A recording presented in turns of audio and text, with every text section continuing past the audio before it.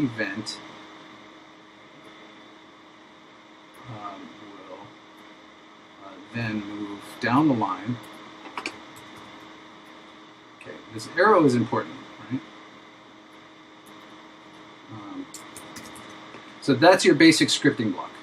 Is something happens in the game or in the world or something like that, and it sends a message, right? And it will actually do this. Let me see if I can. Does it say that on there? No. Okay, basically this arrow is not nothing. It's not just a connector. It's basically letting you know that this event is talking to this action, right? Now, one thing that's interesting, and I'll do it here once just so that you can sort of conceptually have it before I go into start like working with nodes, is you can do multiple actions from the same event in parallel like this, and I'll show you how to do that. Right, like it's like an audio thing and an explosion, or yeah, totally. You can have it kick off an audio and then an effects and something like that, right? But just I wanted you to sort of have that, because so at some point before like the other interface is kind of confusing. There's a lot of shit there, right? But what we're basically looking for is an event that we want to identify that's going to do what we that's going to trigger this thing, right? So we'll go back here. I'm going to do this real quick. You right click on it, add events, all right? I'm going to go to game events. Let's see, hold on a second. Actually, I think what I want is not game events. I want input events, right? And then I'm going to do this. And so we get this really sort of, let me put this on grid. Like really tiny looking node, right?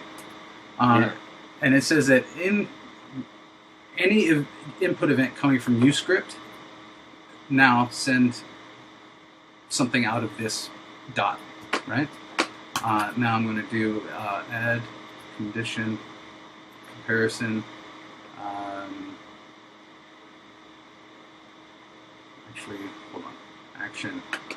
There's a lot of these things. I'll eventually show you all of this crap. Event filter. Input events filter, right? This event goes to the in. This thing is selected, so this part of the screen now has sort of properties for that, right? And I can choose what button I want to listen for. All right, so here we go. Let's go with the space bar. I'm going to go fast through this just so that we can do this. So there we go. 12 minutes. Yep. Action. Do an action to a variable color. Set random color. Here's our next one. So I'm going to read this left to right to you, right? And that's what's nice about this kind of scripting. When an input happens, we're going to check to see if it's the space bar, right? That's down here, right? And then we're going to set a random color, right? And so you see this arrow down here at the bottom? Yeah. This is an output. It's going to, when it sets the random color, it sends it out this arrow, right? Yeah. Well, it's not connected to anything, so we need to put something there. So I'm going to right click, add variable color, and you'll see that it made a little, color scrotum down here, right? And don't bother setting this stuff over here into properties, because it's going to come out this arrow and change this variable, right? Right. So it's going to set that color, and then at some point we need to do something with this. Hold on to that for 1 second. See over here, there's this drop down for space. I'm going to do this for my own. There's a search field over here. This becomes useful. I will show you how to do this later.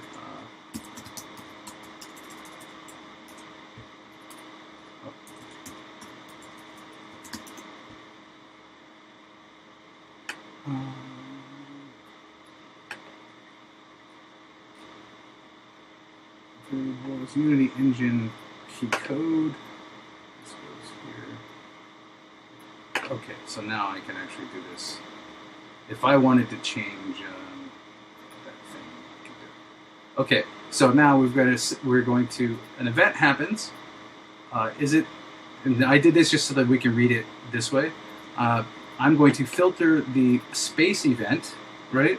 When the space bar is down, right? When it's pressed down, we're going to set the random color of, and let's see, how did I do this yesterday? Set random color, game object. There should be something in here for assign material color. Okay, so we've set a random color for this variable. We're going to assign a random color to target, which is, and I will do this way, but you can drag these things, sorry, this is not going to make any visual sense to you guys, but I'll do it this way. To add that thing in, game object to door1, right? And then what I'm going to do is I'm going to cross the streams here, assign this color to the material that's on door1. Okay? I can see by your eyeballs that you're getting this, but it's a lot of information. It's a lot. Yeah. But I mean, is this going to be able to, will this do something? Would it be able to see what it actually does? That is correct. We will see what it does here in a... So I think that we should start on this the next... Right, which is why I'm trying to wrap up on this, so that we basically get to the point where there's some interactivity, right? Let's check my console. I've got... Let's see. Why do I have...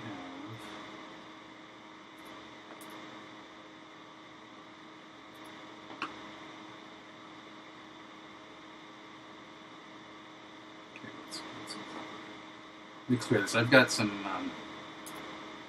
build errors, so let me see. That might actually be fixed. Let's try and run it. Okay, Unity editor's running. Everything looks okay. Okay, the door is changing to a random color. Cool. Every time I hit the space bar. Action here. Yeah. We got action. We got action. The disco door going. Yeah. Disco double door. And then can you copy those properties onto all the doors then? Let's do that next week.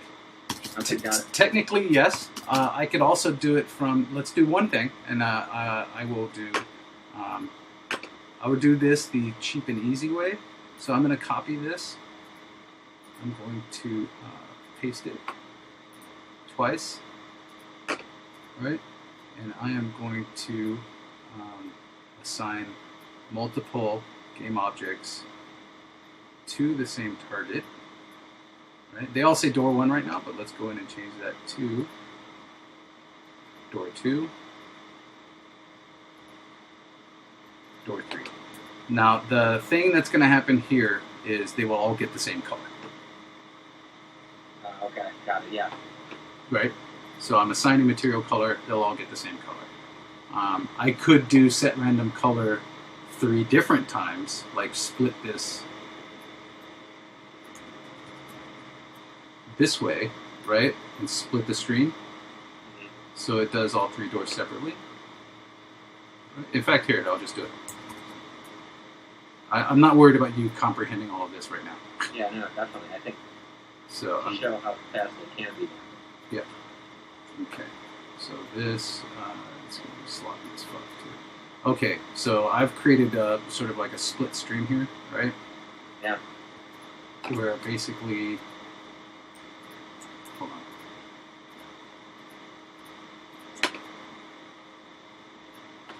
on. It's going to do this at the same time. It should do door 1, door 2 will change colors, door 3 will be its own color, and then we will do it this way.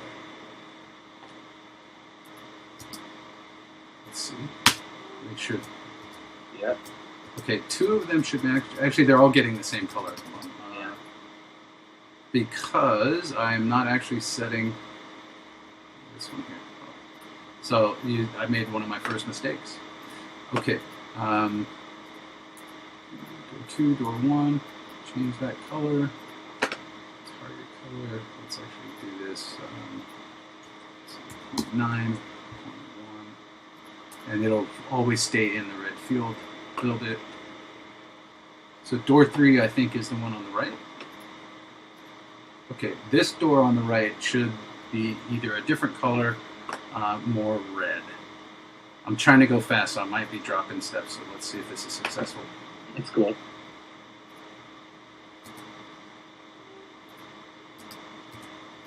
Right, so door 3 will always be a different color, sort of in the red frame.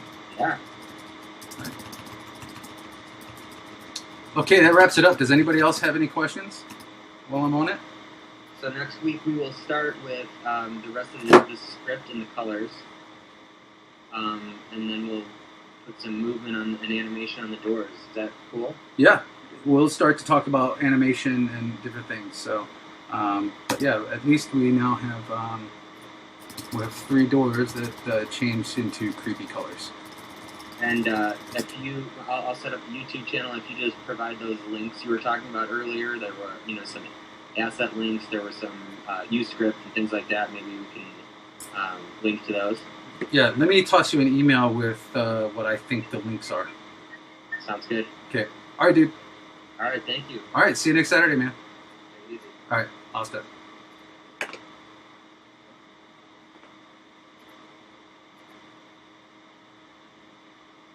Anybody else have any questions? Is anybody even watching anymore?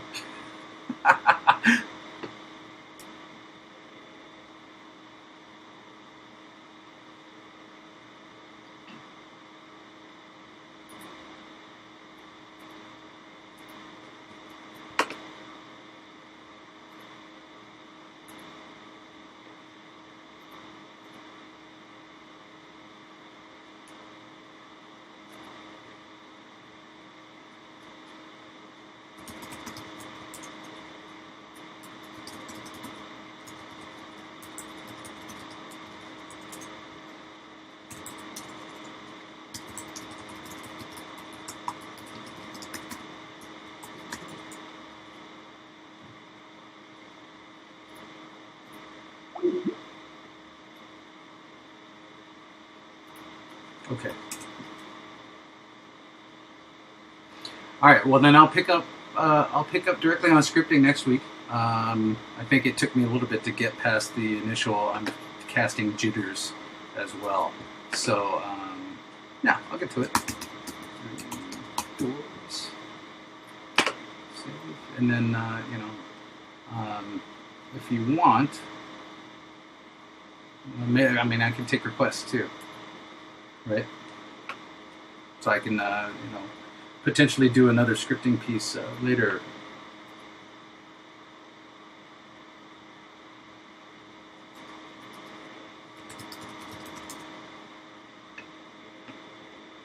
Right, got it. Yeah, I figured it would be a retread. I think that was actually a retread for Brian as well, and probably for Josh, but I was also keeping in mind that I was going to archive it. So I wanted to make sure that we didn't just jump straight through stuff. Anyway, give me some feedback on Tuesday. But let's get directly into streaming next week. Sorry, not streaming, scripting. I'm looking at my screen. All right, see you guys.